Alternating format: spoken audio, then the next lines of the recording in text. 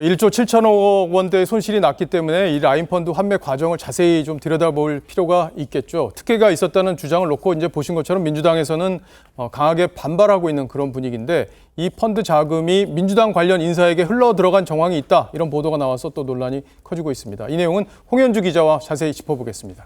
자, 홍 기자, 어떤 얘기인지 정리를 해볼까요? 네, 자금 흐름도를 함께 보면서 설명을 드리겠습니다. 예. 지난 2018년에 라인펀드가 메트로폴리탄이라는 부동산 시행사에 300억을 투자합니다.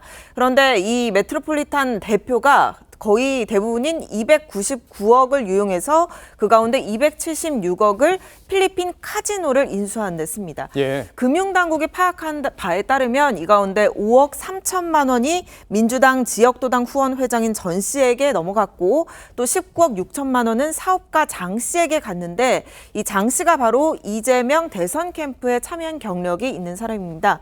이 같은 내용은 금감원이 검찰에도 통보를 해서 지금 수사가 진행 중인 내용입니다. 자, 그러면 장 씨가 캠프에서 어떤 직책을 맡고 있었는지 좀 살펴볼까요? 네, 바로 이분인데요.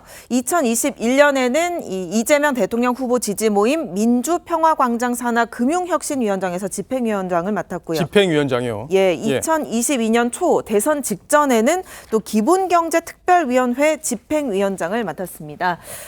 직접 이 발족문을 이 기본경제특별위원회에서는 낭독하기도 했는데 민주당은 대선 자금 유입으로 오인할 만한 내용 보도는 악의적이라면서 법적 대응을 검토하겠다고 전하기도 했습니다. 자, 그러니까 장 씨가 지난 대선에 중요한 역할을 했다는 것 자체를 부인하는 건 아니고 대선 자금으로 유입된 건 아니다. 이런 입장을 이제 민주당이 밝혔다. 이렇게 정리해 볼 수 있겠는데, 자, 어쨌든 문재인 정부 때 굵직한 펀드 사건들이 이제 3건이나 있었잖아요. 예. 그걸 수사하는 과정에서 무마한 거 아니냐 이런 논란들이 있었는데요.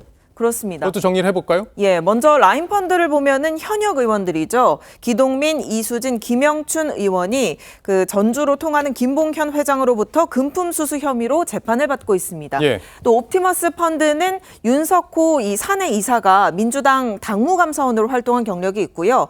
부인의 경우 당시 청와대 민정수석실 행정관이었습니다. 예. 마지막으로 디스커버리 펀드는 장하원 대표가 알려진 것처럼 장하성 문재인 정부 초대 정책실장의 동생인데 금감원은 이 펀드 판매사 불완전 판매 등에 대해서 전면 재검사를 할 예정이라고 합니다. 자, 그러면 당시에 수사가 이게 제대로 왜 안 됐던 건지 아마 시청자 여러분들도 아시는 분들도 있을 텐데 짧게 정리 한번 해볼까요? 예, 돌이켜보면 2019년 10월 이 환매 중단 사태가 벌어지고 2020년 1월에 추미애 법무장관이 라임 사태를 수사하던 남부지검 금융범죄수사부를 폐지했습니다.